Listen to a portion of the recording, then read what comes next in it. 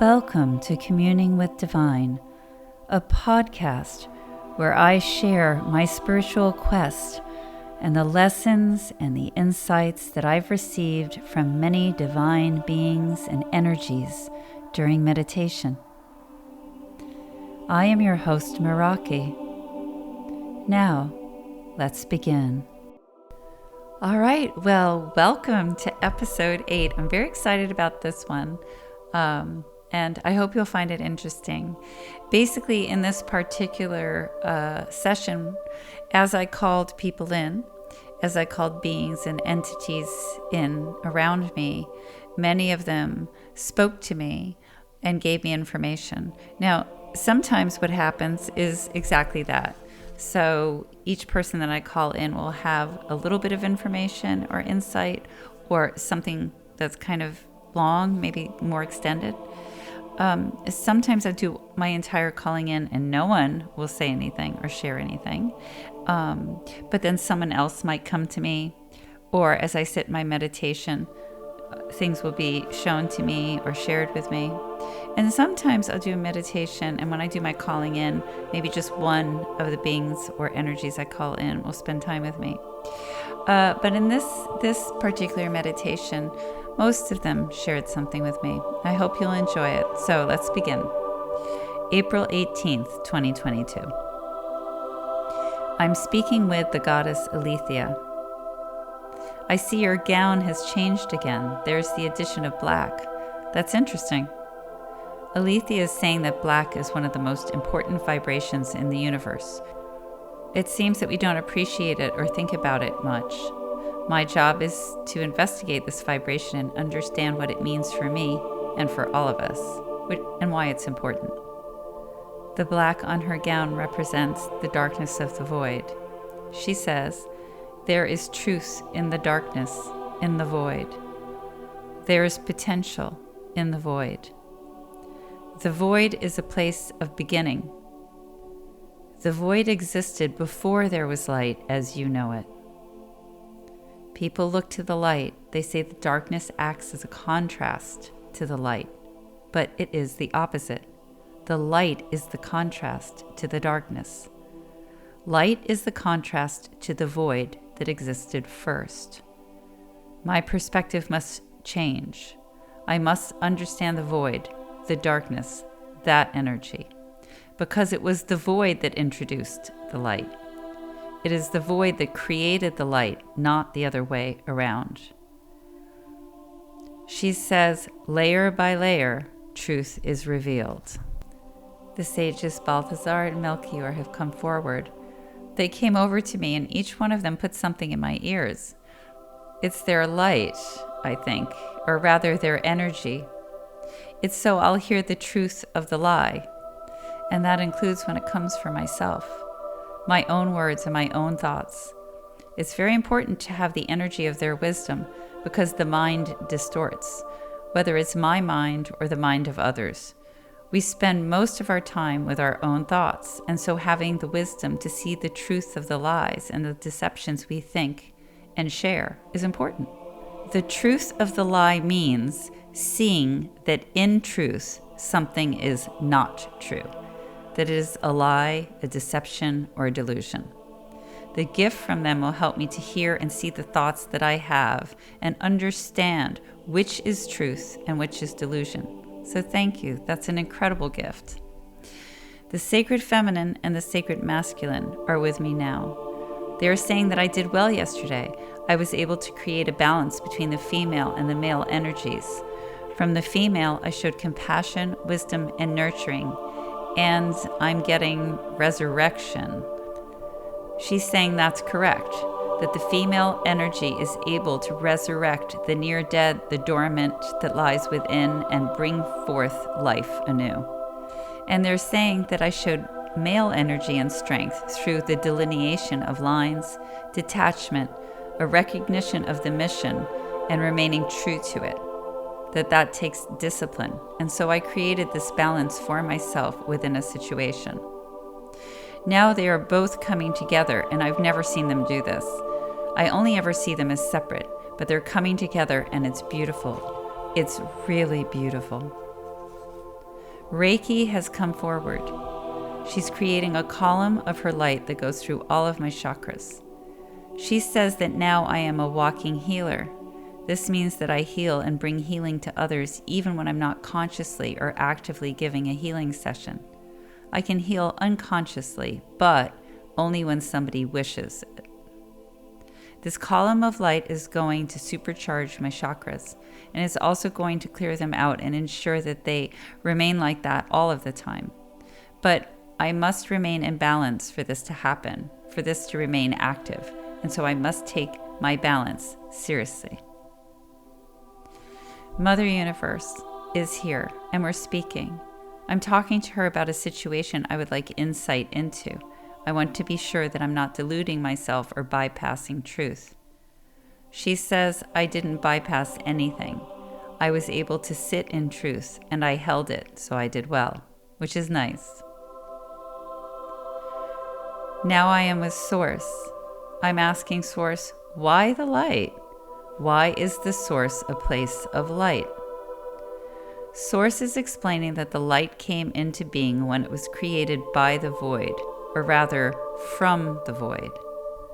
The Source is comforting to us because Source is the part of ourselves that we recognize and that we more easily resonate with in our current conscious awareness. We can recognize and relate to the light more easily when we're incarnated here. As a complete being, when we consciously are all together as one, we can look into the void and be one with it and be at peace. But as we sit in the illusion of being separated individual lights, we can't make that big step. It's very hard. We can't look into the void. It's too vast and it's too foreign to us. We're afraid of it, and we're afraid to become lost in it. So we look to the light that is the Source first, because we recognize ourselves within it as what we are. I understand. Thank you. Now I understand that there have been people, ascended masters, and highly developed spiritual people who looked to the void and went into the void. They would sit within it and they found peace and oneness. They were able to release the concept of the self and of separation and become one with the all when they were within the darkness of the void. But for most of us, this would be too daunting. So I was asked to look into the darkness, the blackness, and the void, and I did a bit of searching. So here are some of my early findings. I think it's interesting because we think of darkness as something evil and of the void as something empty, but it's not. Most of us think of the void as emptiness or nothingness, or even worse, evil. But in mysticism and in many religions, the void is a state of pure consciousness. This is where all these people who meditate go, or the goal is to get there, in order to connect with the divine in its purest state. The only way to get there is to empty your mind. In the void, there is no duality. Some call it undifferentiated reality. It is the emptying of the mind and the attainment of undifferentiated reality and unity that is the goal of meditation, or so it seems. There are many names for this place or state of being. The void is called the holy nothing, is called nirvana. Anyway, that's what I found so far, so I thought I would share it.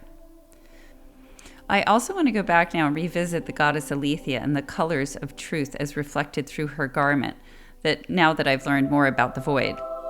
When I first started working with her, I saw her as wearing a gown of just white and with gold embroidery.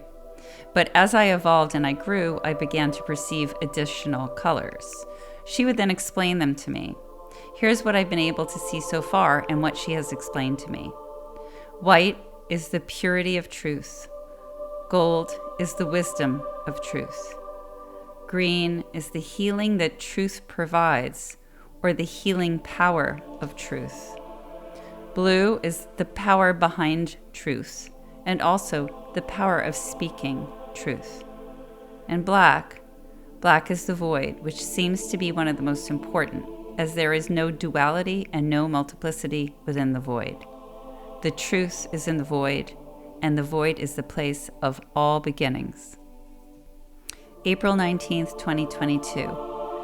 Mary Magdalene is with me. I was referring to Mary Magdalene as representing female wisdom, but I was always stumbling over saying it. And this time I apologized for stumbling, and Mary Magdalene said that I was stumbling because it's not exactly correct.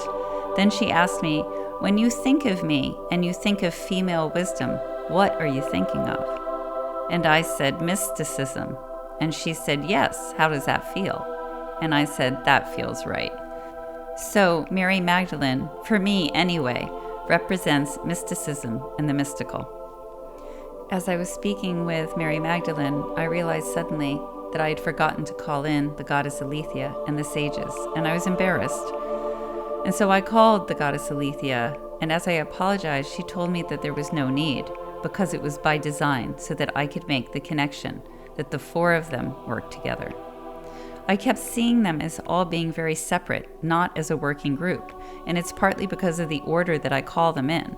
I call Aletheia and the sages early on, whereas I call Mary Magdalene later on in my calling in. So despite all the obvious evidence, I wasn't making the connection.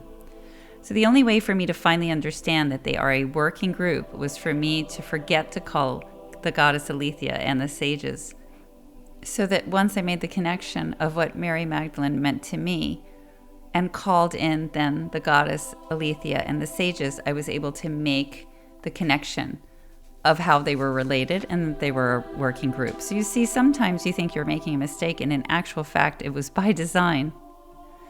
As I look at them now, it's really clear. Truth revealed, who is the goddess Aletheia, wisdom, that are the two sages, and the mystical search for spiritual truth, who is Mary Magdalene to me, are obviously related, but I wasn't seeing things clearly. Now Mary Magdalene stands to my front, representing mysticism. The goddess Aletheia stands behind me, representing truth or truth revealed. The sage Balthazar stands to my left in deep purple, and the sage Melchior stands to my right in deep green, both representing wisdom. They all work together. They balance each other, and they all support each other.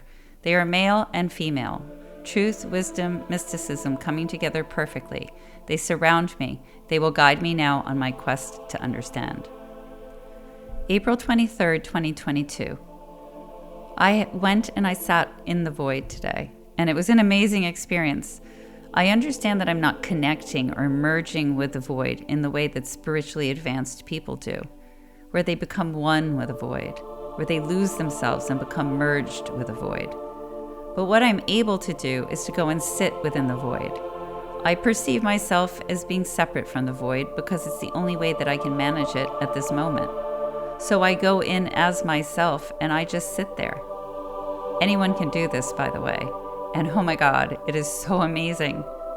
I'm not going to have the words to describe this, but I'm going to do my best. There is an indescribable ancientness about the void. Ancient beyond ancient, if that makes sense. And as you sit there, you think at first that it's just a void of darkness, of nothingness. It feels as if there's no movement and no response to your presence. But there is movement and there is response. It's just extremely slow. So slow by our standards as to be almost imperceptible to us. It's not like, I was trying to think of a way to describe it, something tangible, something that most people could relate to. And it's not really a great comparison, but it made me think maybe I could compare the void a little bit to Treebeard in The Lord of the Rings. You know, it's very ancient, very slow. Don't get yourself all worked up. But within the void, and the void itself, it's even more imperceptible and slower than that. But then when something does happen, it is incredible and it's indescribable. Again, the void is ancient beyond ancient. There is no rush.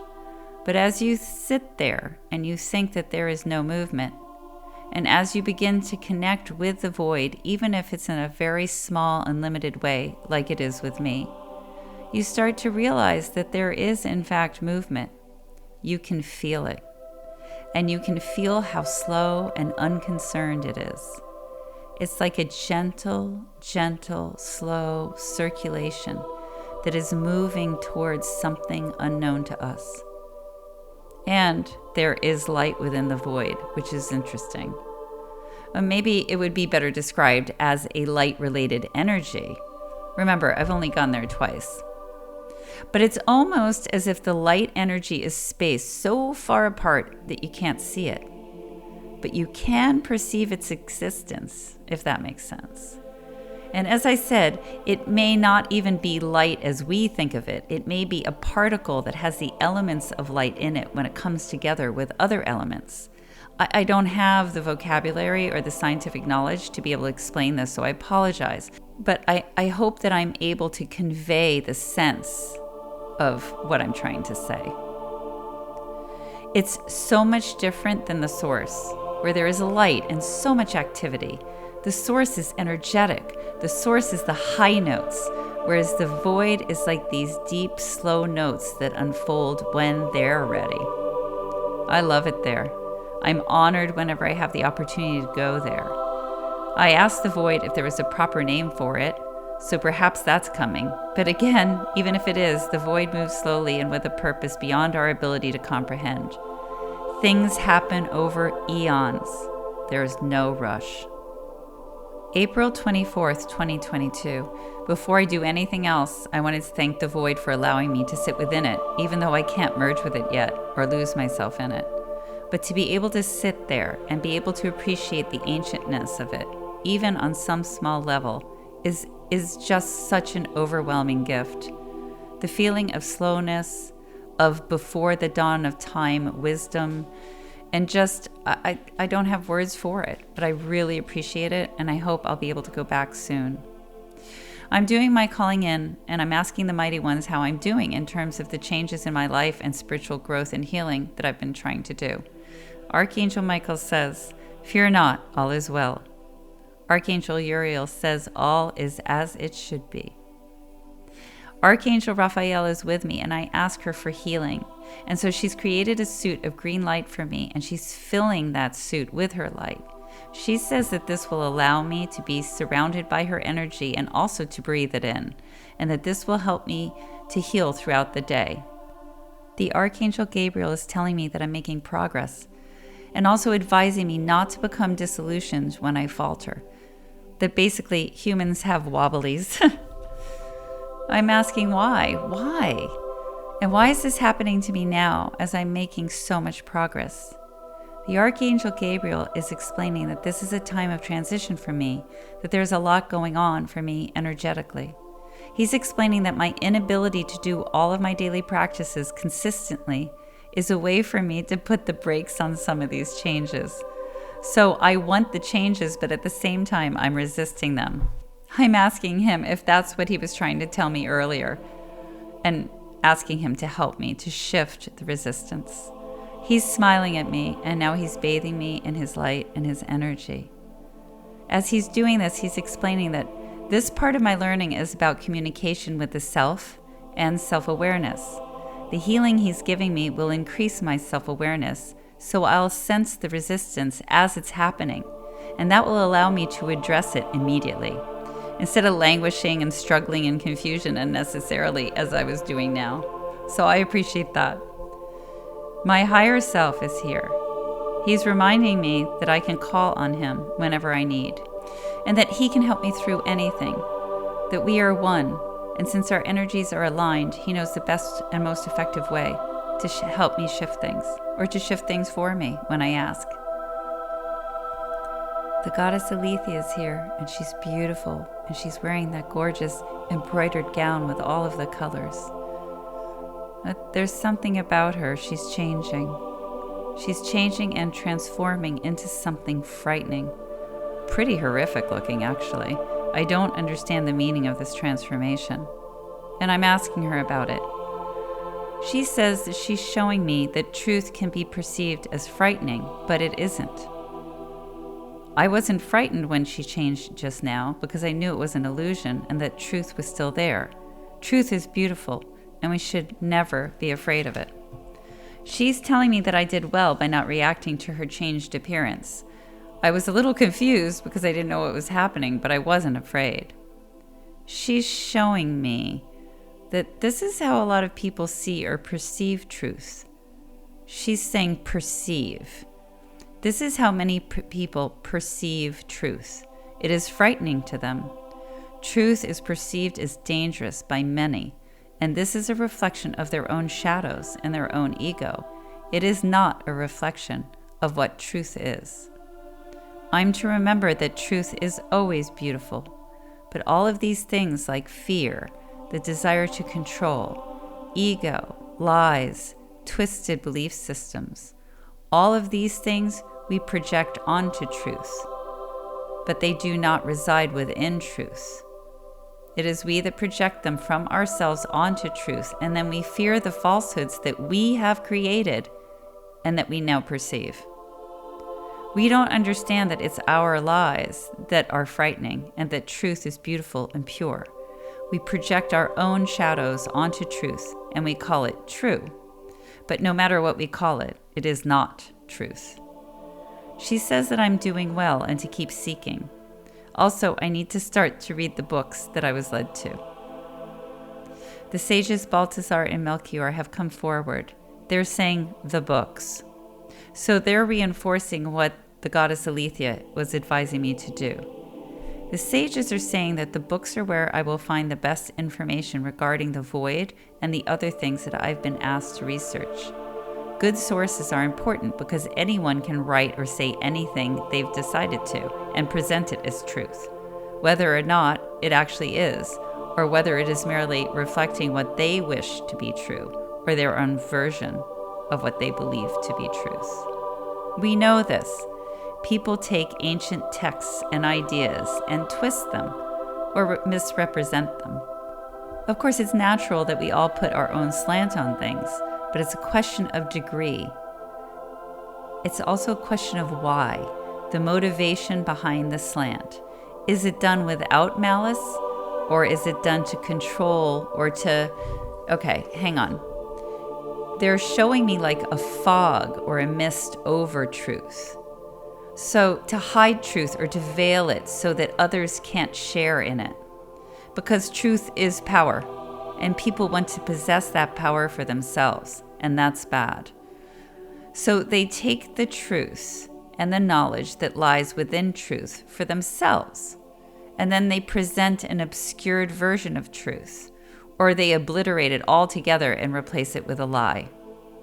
Thank you for that. Mary Magdalene has come forth. She says that she sees that I've connected with Sister Moon. She's referring to a few nights ago, 2 nights in a row, when I was bathed in the moon's light.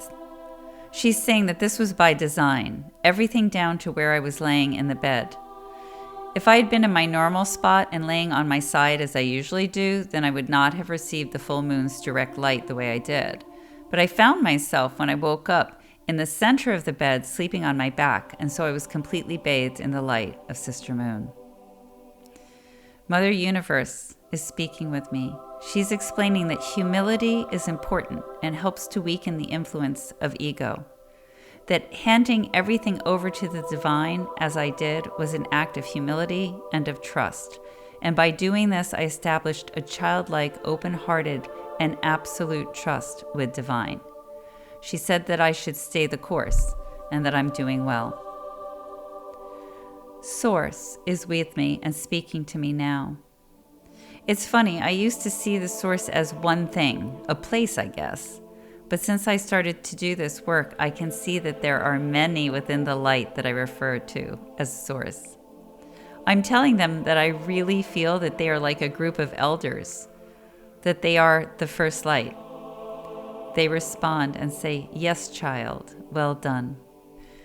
I'm saying that I never wanted to say that to you before, but I've been feeling it for a while now. And you always seem to refer to yourself as we, so that was kind of a big clue. I have a question that I'd like to ask you. When I was in the void the first day, I felt these little sub-light particle things. And I was wondering if these subparticles were kind of pulled together to create the light that you all are, and that you are the originals, the original light beings who were then given the power to also create yourself. How did I do? Am I close? Maybe? They're coming down and they're standing all around me. They are the originals. They are the first light. This is amazing.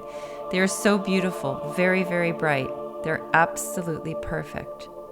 They're going to fill the outer cavity of the orb that I sit in, that is my universe, with their light. A gentle version of their light, not the full power of their light. As I've said before, I perceive that I sit within a sort of bubble, and this is the place where I create my reality. It's the universe, but it's my specific version of the experience of this universe that the bubble or the orb represents for me.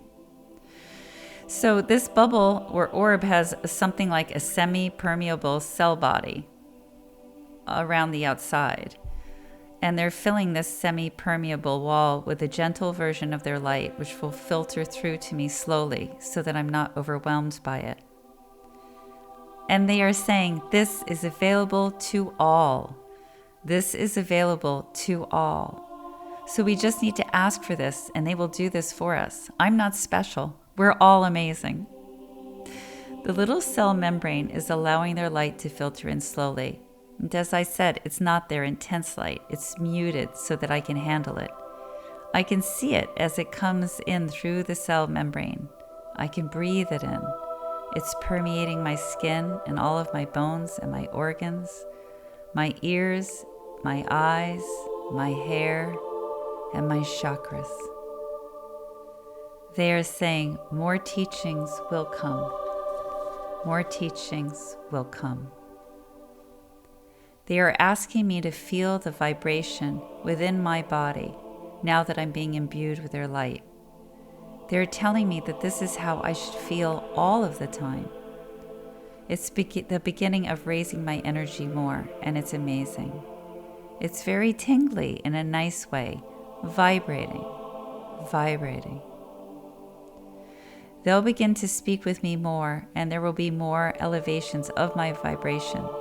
But I have to be patient and open and not resist. Thank you all so much for this. Everyone else, all of the divine, is bowing to them.